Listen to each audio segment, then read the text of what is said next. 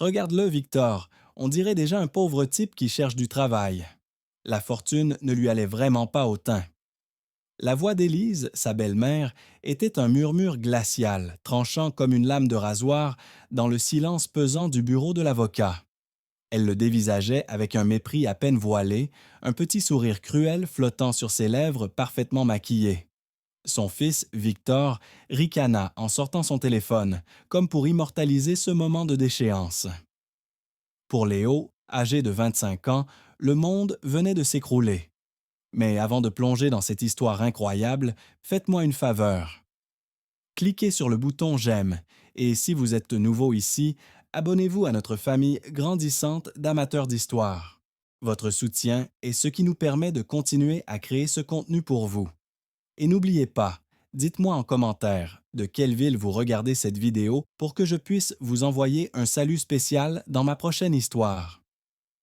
L'air dans la salle de réunion au sommet de la tour Durand était lourd, chargé d'une tension palpable.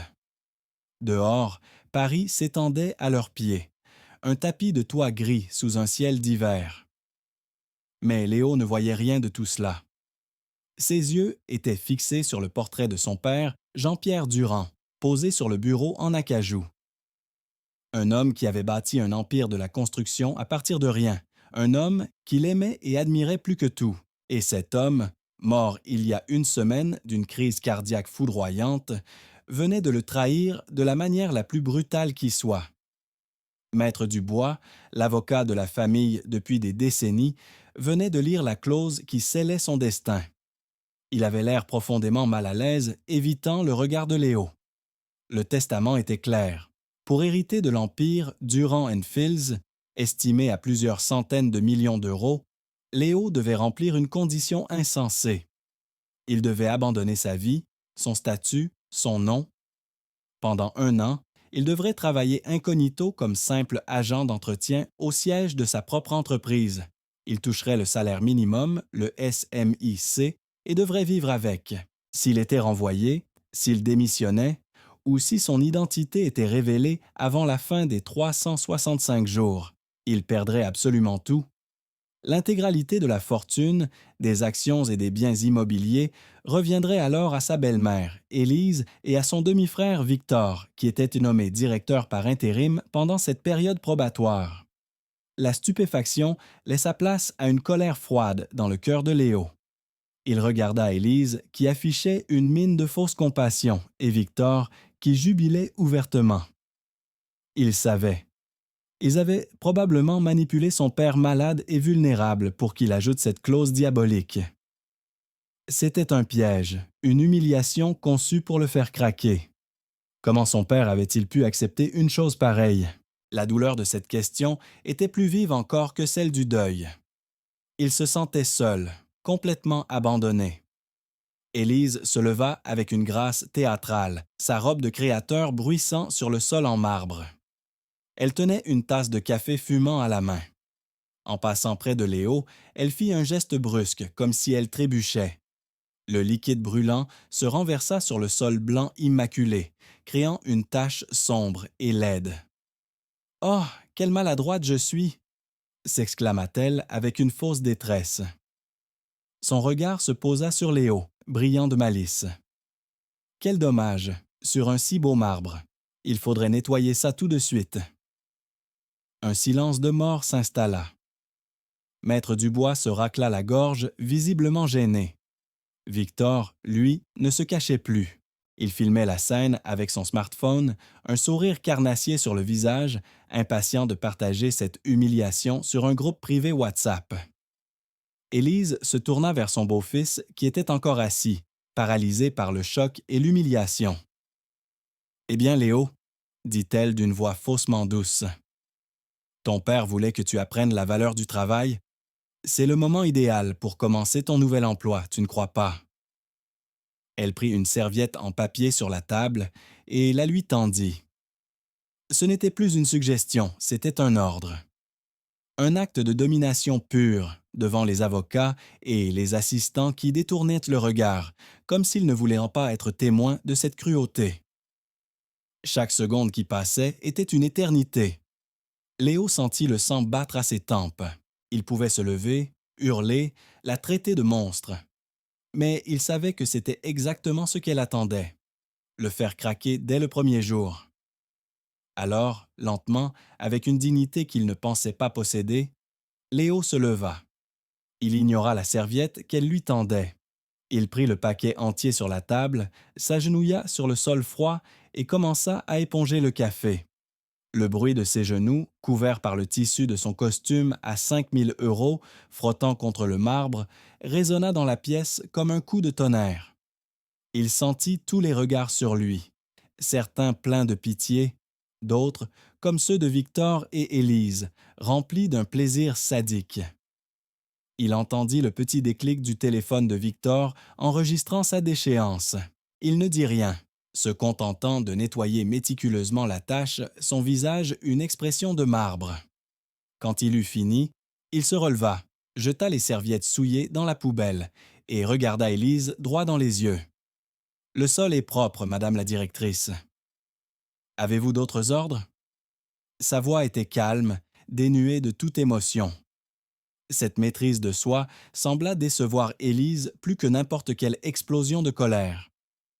Elle plissa les yeux, surprise par sa résilience. « Pour l'instant, ça ira. Votre carte bancaire professionnelle sera désactivée dans 1 heure. J'espère que vous avez un peu d'argent liquide sur vous pour commencer votre nouvelle vie. » Léo hocha la tête, puis, sans un mot de plus, il tourna les talons et quitta la pièce, laissant derrière lui les sourires triomphants de ceux qui venaient de lui voler sa vie. Il marchait dans les couloirs luxueux de l'entreprise que son père avait bâtie, se sentant comme un étranger, un fantôme. Il était convaincu que son père l'avait abandonné, l'avait jeté au loup sans la moindre explication. Mais ce qu'il ignorait, c'est que dans les lignes de ce testament cruel, son père lui avait laissé bien plus qu'une épreuve. Il lui avait laissé une arme. Les portes en verre de la tour Durand se refermèrent derrière lui avec un sifflement doux, comme pour sceller son ancienne vie. Dehors, le vent glacial de Paris lui fouetta le visage, mais Léo ne le sentit même pas. Il était anesthésié par le choc. Il marcha sans but, traversant les rues animées du quartier de la Défense, un fantôme en costume de luxe au milieu de la foule pressée. Son téléphone vibra dans sa poche. Une notification de sa banque « Votre carte Platinum a été désactivée ». Une autre suivit immédiatement « Votre compte courant est désormais soumis à un plafond de retrait de 50 € par semaine ». Élise n'avait pas perdu le temps. Il était officiellement pauvre. Avec les quelques centaines d'euros en liquide qu'il avait dans son portefeuille, il entra dans une boutique bon marché et acheta des jeans, des t-shirts sans marque, des sous-vêtements rêches et une paire de baskets bas de gamme. Dans une petite chambre d'hôtel miteuse près de la gare du Nord, il se regarda dans le miroir. L'homme qui lui faisait face était un étranger. Avec des ciseaux rouillés achetés au kiosque du coin, il coupa lui-même ses cheveux, autrefois coiffés à la perfection. Léo Durand était mort. Demain, Marc, l'agent d'entretien, commencerait sa première journée. Le lendemain matin, l'odeur de javel et de poussière remplaça celle du café fraîchement moulu et des croissants chauds. Le vestiaire du personnel de nettoyage était un sous-sol humide et mal éclairé. Son superviseur, un homme bourru nommé Gérard, lui jeta un uniforme bleu trop grand sans même le regarder. « Vestiaire numéro 42, tu commences par les sanitaires du 3e étage. Et ne traîne pas. Les premières heures furent un enfer. » Le travail était physiquement épuisant, mais c'était l'humiliation qui le rongeait le plus. Les employés de bureau passaient devant lui en l'ignorant, certains le regardant avec dédain, comme s'il était invisible, une partie du mobilier. À midi, son estomac criait famine. Il n'avait pas eu le temps de s'acheter à manger. Assis sur un banc dans un couloir de service, il regarda les autres employés rire et manger dans la cafétéria lumineuse. C'est là qu'il la vit pour la première fois. Elle s'appelait Chloé, une jeune femme du service comptabilité, au visage doux et au regard fatigué. Elle le remarqua, seul et visiblement affamé. Avec une hésitation timide, elle s'approcha de lui, tenant un sandwich à la main. « Vous n'avez rien mangé ?» demanda-t-elle doucement. Léo, surpris par cette marque d'attention, secoua la tête. Sans un mot de plus, elle coupa son sandwich en deux et lui en tendit la moitié. Tenez, je ne peux pas manger tout ça. Léo voulut refuser. Sa fierté le lui interdisait, mais la faim fut plus forte. Merci, murmura-t-il, la voix rauque. Merci beaucoup. Ce simple geste de gentillesse, ce morceau de pain partagé, fut comme un rayon de soleil dans sa misère. Pendant ce temps, au dernier étage, l'ambiance était bien différente. Victor publia une story sur Instagram, une vidéo de lui et de sa mère, Élise, faisant sauter le bouchon d'une bouteille de champagne à 30 000 € dans le bureau de son père. La légende disait « Le ménage de printemps a commencé chez Durand et Fils.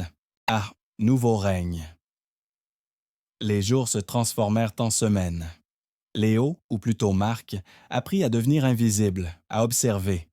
Il voyait la peur grandir sur le visage des employés. Élise et Victor avaient instauré un climat de terreur. Les primes avaient été supprimées, les horaires étendus. Des rumeurs de licenciements massifs couraient dans les couloirs.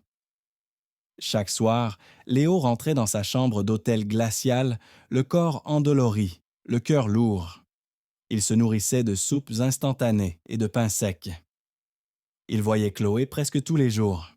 Ils échangeaient quelques mots, un sourire.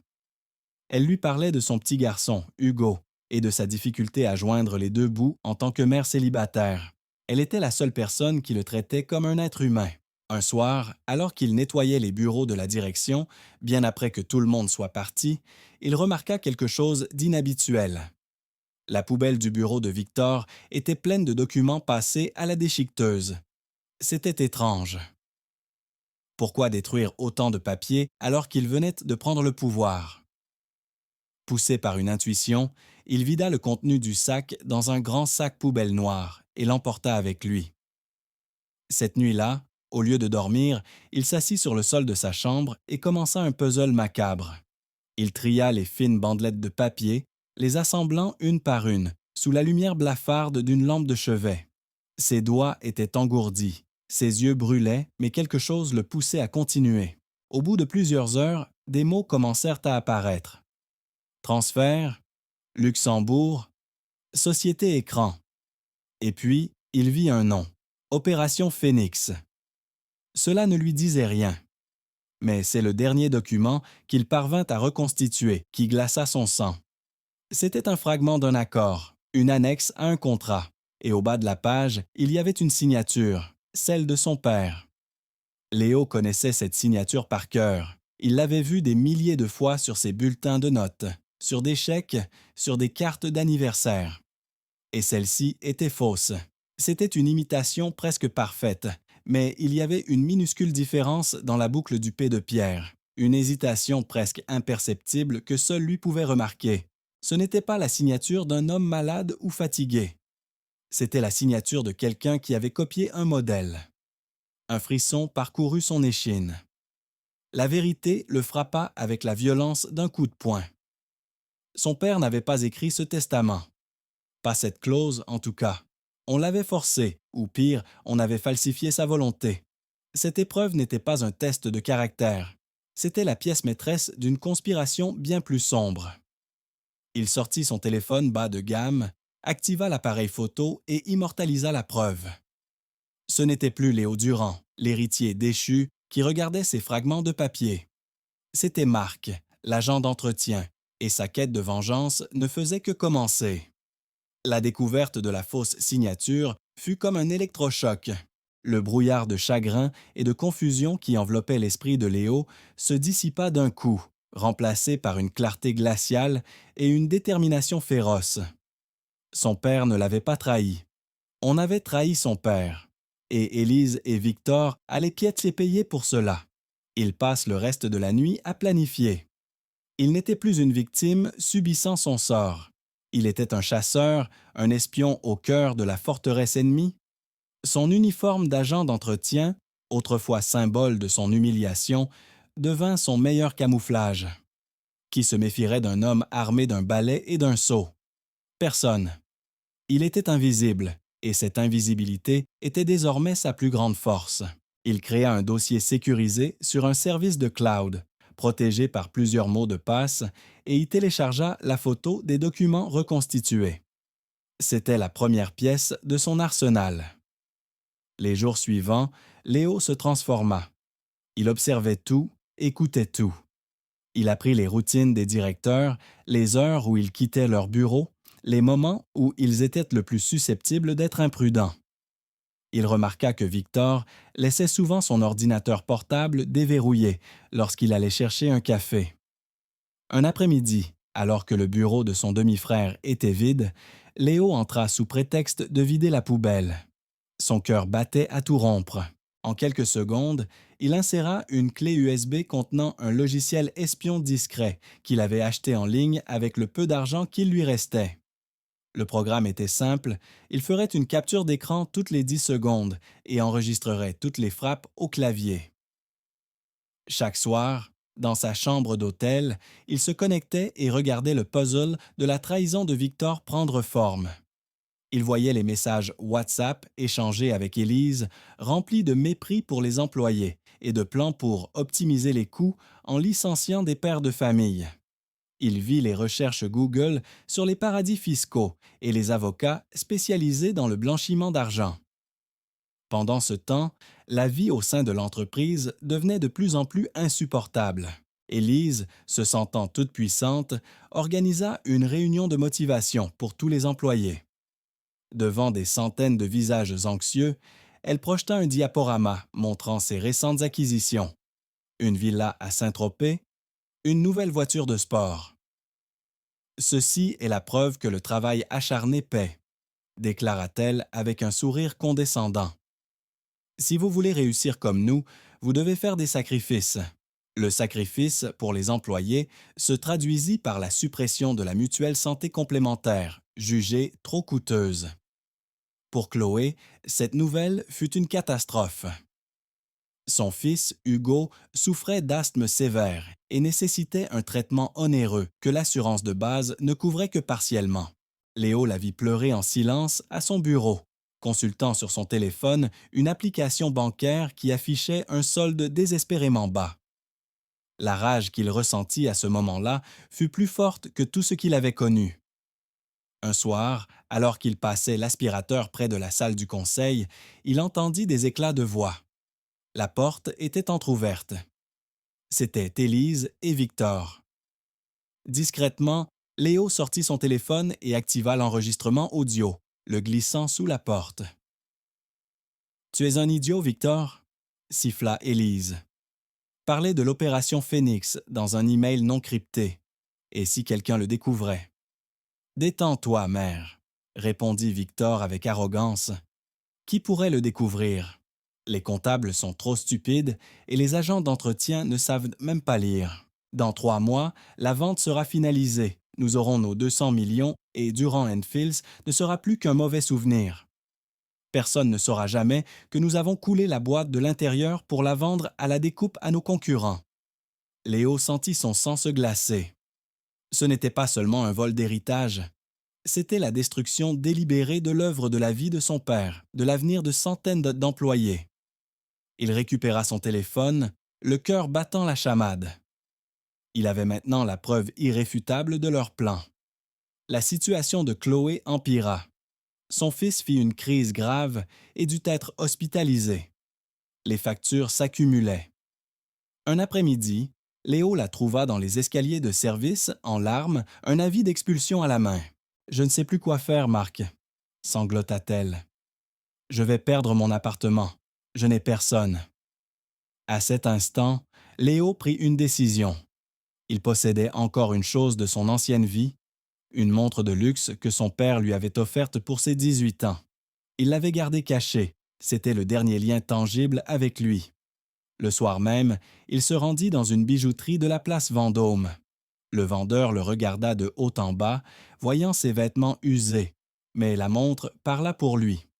20 minutes plus tard, il ressortit avec une enveloppe contenant 30 000 € en espèces. Le lendemain, il déposa anonymement l'enveloppe dans la boîte aux lettres de Chloé, avec un simple mot « L'espoir existe », un ami. Le surlendemain, Chloé arriva au bureau, le visage transformé. Elle rayonnait. Elle raconta à une collègue qu'un miracle s'était produit, qu'un ange gardien avait payé toutes ses dettes.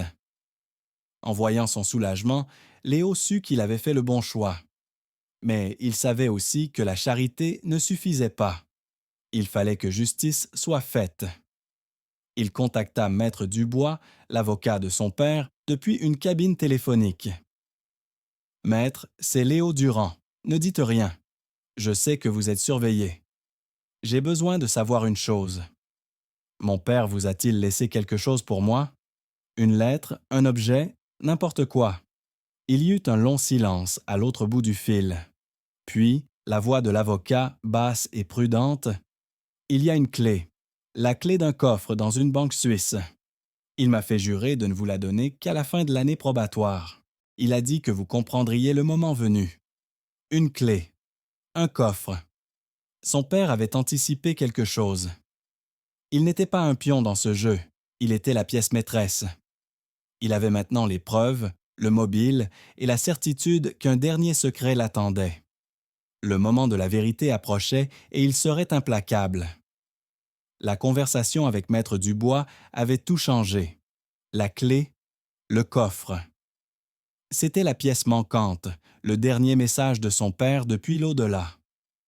Léo sentait une énergie nouvelle l'envahir. Il n'était plus seulement question de vengeance, mais d'accomplir la dernière volonté de son père. Il devait tenir jusqu'au bout, non seulement pour lui-même, mais pour l'honneur de l'homme qui lui avait tout donné. Pendant ce temps, Élise et Victor, grisés par leur pouvoir et leur impunité, décidèrent d'organiser un grand gala de charité. L'événement, médiatisé à grand renfort de publicité, était censé célébrer le nouvel élan de Durand & Fils et redorer leur image publique. En réalité, c'était une mascarade, une occasion de parader devant le tout Paris et de finaliser discrètement les derniers détails de la vente frauduleuse de l'entreprise. Pour eux, ce gala devait être le couronnement de leur triomphe. Pour Léo, ce serait le théâtre de leur chute. La veille du gala, la cruauté d'Élise atteignit son paroxysme. Elle convoqua tout le personnel d'entretien dans le hall principal. « Pour le gala de demain soir, » annonça-t-elle d'un ton glacial, « j'ai besoin que tout soit absolument parfait. Vous travaillerez toute la nuit s'il le faut. De plus, j'ai une tâche spéciale. Les toilettes de l'étage de la direction doivent être impeccables. Je veux qu'on puisse manger par terre. » Son regard balaya l'assemblée et se posa sur Léo. « Marc, » dit-elle, savourant chaque syllabe, « vous vous chargerez personnellement de cette tâche. Et je veux que vous utilisiez une brosse à dents pour nettoyer les joints du carrelage. Je viendrai inspecter moi-même à minuit. » Un murmure d'indignation parcourut les rangs des employés, mais personne n'osa protester. Victor, à côté d'elle, filmait la scène avec un sourire narquois, ajoutant sans doute un nouveau trophée à sa collection d'humiliations. Léo accepta sans un mot. Cette nuit-là, alors que les autres employés nettoyaient les salles de réception, il se retrouva seul dans les immenses toilettes en marbre de l'étage de la direction. À genoux, une petite brosse à la main, il frottait les joints, centimètre par centimètre. La position était dégradante, le travail absurde, mais il n'était plus là. Son esprit était ailleurs. Il pensait au plan qu'il avait mis en place. Il avait envoyé un message crypté à Maître Dubois, lui donnant des instructions précises pour le lendemain soir. Il avait transféré une copie de toutes les preuves sur une clé USB qu'il gardait cachée dans la doublure de sa chaussure. Il avait même contacté un vieil ami de son père, un journaliste d'investigation réputé, en lui envoyant un message anonyme « Gala Durand & Fils. Soyez là à 22 heures précises. Le scoop de l'année vous attend. » Il était prêt. Cette humiliation n'était que la dernière scène avant le lever de rideau. À minuit pile, la porte s'ouvrit.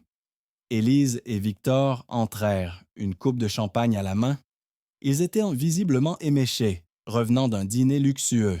« Alors, Cendrillon, on a bien travaillé ?» lança Victor en le filmant.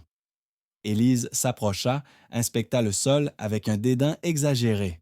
« Ce n'est pas assez propre », décréta-t-elle. « Recommence. » Puis, elle fit quelque chose d'incroyablement vil. Elle renversa délibérément le reste de son champagne sur le sol que Léo venait de nettoyer. Oh zut! Un accident, dit-elle avec un faux semblant de regret. Nettoyez ça, et vite. Léo ne bougea pas. Il la regarda droit dans les yeux, un calme terrifiant dans son regard. Non, dit-il simplement. La surprise se peignit sur le visage d'Élise. Qu'est-ce que tu as dit? Siffla-t-elle, incrédule. J'ai dit non, répéta Léo en se relevant lentement. Je ne nettoierai pas. La fureur déforma les traits d'Élise. Comment oses-tu, misérable? Tu es renvoyé. Dégage d'ici. Tu n'es rien, tu entends, rien. Victor, ravi du spectacle, se rapprocha pour filmer le visage de Léo en gros plan. Tu vas finir à la rue, pauvre type, ricana-t-il. C'est à ce moment-là que Victor commit l'erreur fatale. Grisé par l'alcool et l'arrogance, il ajouta « Tu sais ce qui est drôle? C'est que tu nettoies le sol de l'Empire que nous t'avons volé. Ton imbécile de père a signé son propre arrêt de mort en nous faisant confiance. Et toi, tu n'es même pas capable de nettoyer correctement une flaque de pisse? C'est pathétique. » Léo ne réagit pas. Il encaissa les insultes, son visage impassible. Mais à l'intérieur, il jubilait, car la caméra du téléphone de Victor, qui tournait toujours, venait d'enregistrer des aveux complets. La preuve ultime. « Sortez d'ici avant que j'appelle la sécurité pour vous jeter dehors », cracha Élise. Léo se dirigea vers la sortie, mais avant de franchir la porte, il se retourna. « Profitez bien de votre dernière nuit, » dit-il d'une voix calme et posée. « Demain, tout le monde saura qui vous êtes vraiment. » Son ton, dénué de colère mais chargé d'une promesse glaciale, les laissa perplexes pendant une seconde. Puis ils éclatèrent de rire, un rire méprisant qui résonna dans le couloir. Ils ne voyaient qu'un agent d'entretien insolent, un moins que rien qui venait de perdre son travail. Ils ne pouvaient pas imaginer la tempête qui s'apprêtait à déferler sur eux. En quittant le bâtiment, Léo passa devant Chloé, qui finissait son service. Elle le regarda avec une inquiétude sincère. « Marc, ça va. Je les ai entendus crier. » Léo lui offrit un sourire, le premier vrai sourire depuis des mois. « Ne t'inquiète pas, Chloé. Tout va bien se passer. Demain, je t'invite au meilleur restaurant de Paris. » Elle le regarda, confuse par cette étrange déclaration. Le masque allait enfin tomber. Et la chute de la maison Durand serait spectaculaire. Après avoir quitté Chloé, Léo ne rentra pas dans sa chambre d'hôtel miteuse. Il se dirigea vers un petit café Internet ouvert toute la nuit dans le quartier de Pigalle, un endroit anonyme où personne ne poserait de questions. Le renvoi était une bénédiction. Il était enfin libre de ses mouvements, libre de préparer l'assaut final. Assis devant un écran vacillant, il commença méthodiquement à assembler les pièces de son puzzle. D'abord, il téléchargea la vidéo des aveux de Victor depuis son téléphone. Le son était parfaitement clair, l'image nette. C'était la pièce maîtresse, la bombe qui allait tout faire exploser. Il la renomma « Confession », MP4, et la plaça dans le dossier sécurisé aux côtés des photos des documents falsifiés, des captures d'écran des messages WhatsApp et de l'enregistrement audio de la conversation sur l'opération Phoenix. Le dossier était désormais complet, une chronique numérique et irréfutable de la trahison. Ensuite, il rédigea plusieurs emails. Le premier, destiné à Maître Dubois, contenait un lien vers le dossier sécurisé et des instructions précises. « Maître, voici tout ce dont vous avez besoin. Soyez au gala ce soir à 21h45. À 22h précises, vous recevrez un signal. À ce moment-là, contactez les autorités financières et la brigade de répression de la délinquance économique. Le flagrant délit sera incontestable. » Le second email était pour son ami journaliste Jean-Marc. « Jean-Marc, le scoop que je t'ai promis. Le lien ci-dessous contient des preuves de fraude, de falsification et de délit d'initié au plus haut niveau de Durand et Fils. Ce soir, au gala, Élise et Victor Durand vont annoncer la vente de l'entreprise. Cette vente est l'aboutissement de leur crime. Sois prêt à diffuser en direct. Le spectacle commencera à 22h. Il programma l'envoi de ces deux emails pour 21h50, juste avant le début des hostilités.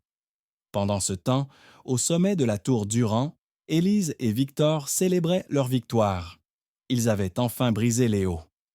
Son renvoi était pour eux la confirmation de sa faiblesse, la preuve qu'il n'était pas digne de l'héritage de son père. Ils étaient si sûrs d'eux qu'ils commirent une dernière imprudence. Victor, voulant se vanter, envoya un message à l'acheteur potentiel de l'entreprise, un conglomérat étranger peu regardant sur l'éthique. Grâce au logiciel espion toujours actif sur son ordinateur, une copie de ce message arriva directement sur le serveur de Léo. Le message disait « Tout est en ordre pour ce soir ». L'annonce de la vente se fera à 22 heures. Le virement final sur le compte au Luxembourg peut être initié dès confirmation. Le dernier obstacle, l'héritier légitime, a été définitivement écarté hier soir. La voie est libre. Léo fit une capture d'écran et l'ajouta au dossier. C'était le dernier clou dans leur cercueil. L'aube se leva sur Paris. Pour Élise et Victor, c'était le début du plus beau jour de leur vie. Pour Léo, c'était le début du jour du jugement. Il quitta le cybercafé et se rendit dans un grand magasin. Avec une partie de l'argent de la vente de sa montre, il s'acheta le costume le plus élégant qu'il put trouver, des chaussures italiennes en cuir poli et un nouveau téléphone haut de gamme. Il se fit raser et coiffer. En se regardant dans le miroir, il ne vit plus Marc, l'agent d'entretien, ni même l'ancien Léo, l'héritier insouciant. Il vit un homme nouveau, forgé par l'épreuve, un homme qui avait touché le fond et qui était prêt à réclamer ce qui lui était dû. Il envoya un SMS à Chloé. « Ce soir, mets ta plus belle robe. Une voiture viendra te chercher à 20 heures. Fais-moi confiance. » Elle, la journée passa dans une tension électrique. Léo passa des heures dans un parc, revivant mentalement chaque étape de son plan.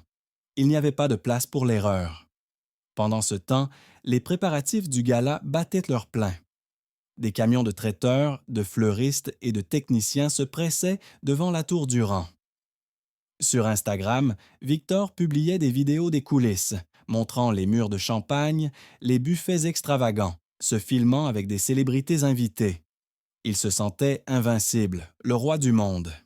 Il ne se doutait pas que chaque publication était une nouvelle preuve de son arrogance, un nouvel élément à charge que le journaliste Jean-Marc sauvegardait méticuleusement.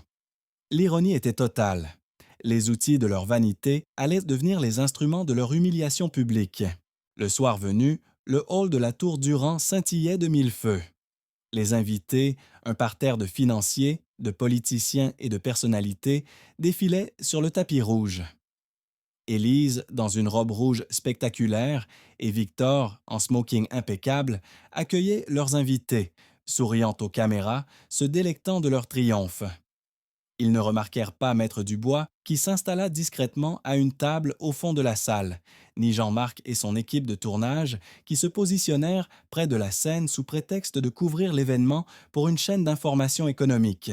Ils ne virent pas non plus Chloé, magnifique dans une robe de soirée prêtée par une amie, arrivée dans une berline avec chauffeur et se mêler à la foule, le cœur battant, ne comprenant rien à ce qui se passait, mais faisant confiance à cet étrange et bienveillant Marc. À 21h50, dans une petite salle de contrôle technique qu'il avait repérée des semaines auparavant, Léo appuya sur « Envoyer ». Les emails partirent. Quelques secondes plus tard, il reçut une notification de Maître Dubois. « Bien reçu, nous sommes de près. » Puis une de Jean-Marc. « Dossier explosif, en position, le direct est lancé. » Il jeta un œil à un moniteur de surveillance qui montrait la scène principale. Victor venait de monter sur l'estrade, un micro à la main, prêt à commencer son discours, celui qui devait annoncer la vente et sceller son triomphe. Derrière lui, un écran géant affichait le logo de Durand et Fils. Léo prit une profonde inspiration. Il brancha une petite clé USB sur le pupitre de contrôle vidéo. Dans quelques heures, leur monde allait s'écrouler. Non, pas dans quelques heures, dans quelques secondes. Il était temps de montrer la vérité au monde entier. Sur scène, Victor se tenait droit, savourant l'attention de la foule. Les flashs des photographes crépitaient. Mesdames et messieurs, chers amis, commença-t-il d'une voix pleine d'une fausse solennité. C'est un honneur de vous accueillir ce soir pour célébrer l'avenir de Durand et Fils. Ma mère et moi avons travaillé sans relâche pour assurer la pérennité de l'héritage de mon beau-père. Dans la salle de contrôle, Léo sourit froidement. L'héritage, hein? Murmura-t-il pour lui-même. Il appuya sur une touche. Sur l'écran géant derrière Victor, le logo de l'entreprise vacilla, puis fut remplacé par une image haute résolution. La photo des documents déchiquetés et reconstituée, avec la fausse signature de Jean-Pierre Durand, entourée en rouge. Un murmure perplexe parcourut la salle. Victor, qui ne voyait pas l'écran, continua son discours, mais sa voix fut bientôt couverte par le brouhaha grandissant. « Qu'est-ce que c'est que ça ?» chuchota un banquier à son voisin.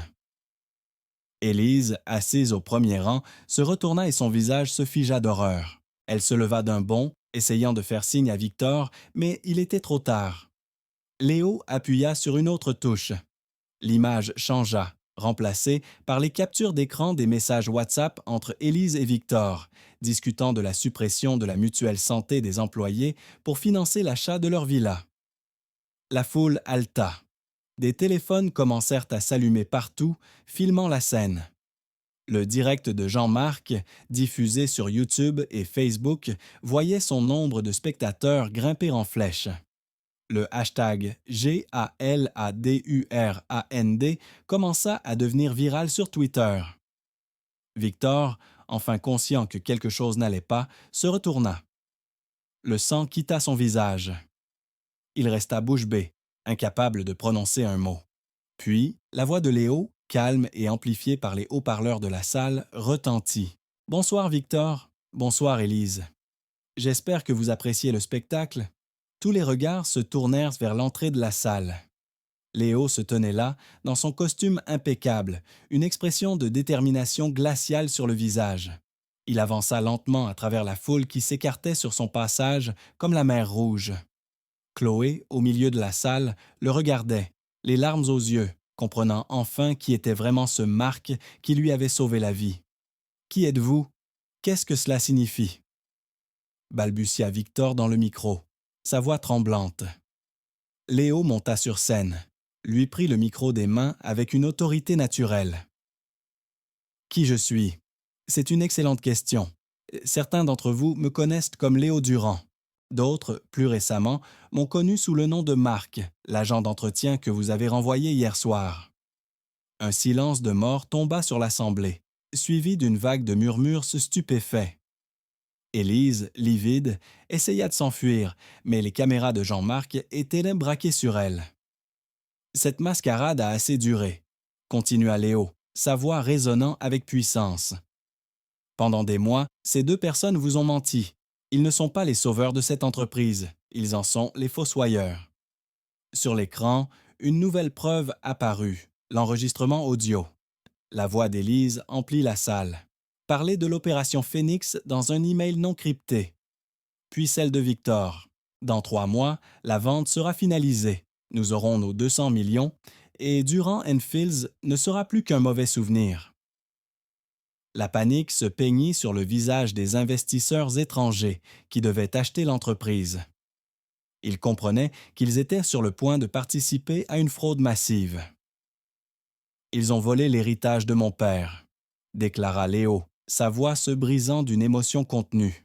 « Ils ont falsifié sa signature, vidé les comptes de l'entreprise et prévu de la vendre à la découpe, laissant des centaines d'employés sur le carreau. » Il se tourna vers Victor, qui tremblait de tous ses membres. « Mais tu sais, Victor, tu as fait une erreur. Tu aimes beaucoup trop te vanter. » Et Léo lança la dernière vidéo. L'écran géant afficha la scène filmée la nuit précédente dans les toilettes. La salle entière vit Élise renverser son champagne. Ils entendirent les insultes, les menaces. Et puis, ils entendirent les aveux de Victor, clairs et nets. « Tu nettoies le sol de l'Empire que nous t'avons volé. Ton imbécile de père a signé son propre arrêt de mort en nous faisant confiance. Ce fut le coup de grâce. Un cri de rage et de dégoût s'éleva de la foule. Élise s'effondra sur une chaise, cachant son visage dans ses mains. Victor, pris au piège, tenta une dernière manœuvre désespérée. Il se jeta sur Léo, essayant de lui arracher le micro. Mais Léo, endurci par des mois de travail physique, le repoussa sans effort. Victor trébucha et tomba lourdement sur la scène, une image pathétique de sa défaite totale.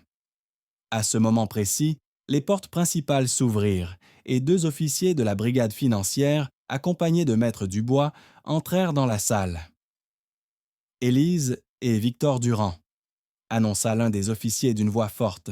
« Vous êtes en état d'arrestation pour suspicion de fraude, faux et usage de faux, et abus de biens sociaux. » Alors que les policiers leur passaient les menottes sous les flashs crépitants des photographes et les caméras des smartphones, un tonnerre d'applaudissements éclata dans la salle.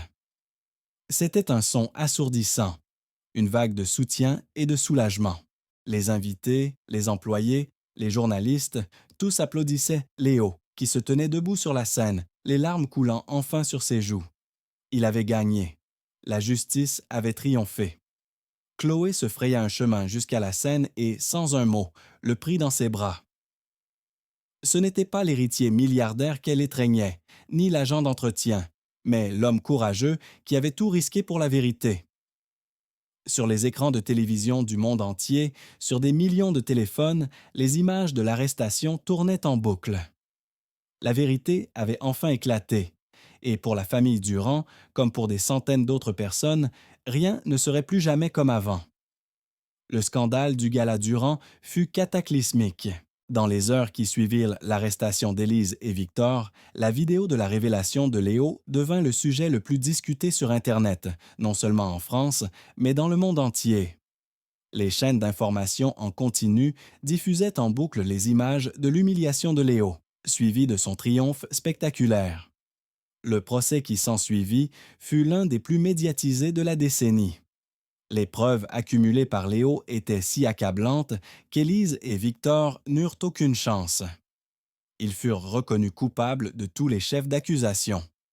Élise fut condamnée à 15 ans de prison ferme pour fraude en bande organisée et falsification de documents. Victor, pour sa complicité et son rôle actif dans le démantèlement de l'entreprise, écopa de 10 ans. Dépouillés de tous leurs biens mal acquis, ils perdirent tout, leur fortune, leur statut social et le respect de tous. Leur chute fut aussi brutale et publique que leur ascension avait été arrogante.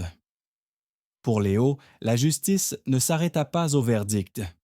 Il récupéra la totalité de son héritage, mais il n'était plus le même homme. Les preuves l'avaient transformé. Sa première décision, en tant que PDG de Durand et Fils, fut d'annuler tous les licenciements prévus par Élise et Victor. Il réinstaura la mutuelle santé pour tous les employés, en améliorant même les garanties. Il utilisa une partie de sa fortune personnelle pour créer un fonds de soutien pour les familles monoparentales de l'entreprise, en l'honneur du courage de Chloé. Et Chloé, justement, ne fut pas oubliée. Léo, reconnaissant sa gentillesse et son intelligence, lui proposa un poste à ses côtés, non pas comme assistante, mais comme directrice des ressources humaines, avec pour mission de faire de Durand et Fils l'entreprise la plus socialement responsable du pays. Elle accepta, et son talent, longtemps ignoré, put enfin s'épanouir. Aujourd'hui, 3 ans plus tard, l'entreprise Durand et Fils est plus prospère que jamais. Léo a prouvé qu'il était possible d'allier succès financier et éthique. Il a ouvert la clé du coffre en Suisse et y a trouvé une lettre de son père. Dans cette lettre, Jean-Pierre lui expliquait tout. Il se savait malade et se doutait de la cupidité d'Élise. La clause du testament n'était pas une punition, mais un test de survie. Je savais que si tu pouvais survivre à l'humiliation et voir le monde à travers les yeux des plus modestes, tu deviendrais un homme meilleur et un dirigeant plus juste que je ne l'ai jamais été, écrivait-il. Je suis fier de toi, mon fils. Léo et Chloé, dont l'amitié s'est transformée en un amour profond et sincère, se sont mariés l'année dernière. Ils vivent dans la maison familiale, mais celle-ci n'est plus un palais froid et silencieux. Elle est remplie des rires de leur petite fille et de ceux d'Hugo, le fils de Chloé. que Léo a adopté et qu'il aime comme son propre enfant.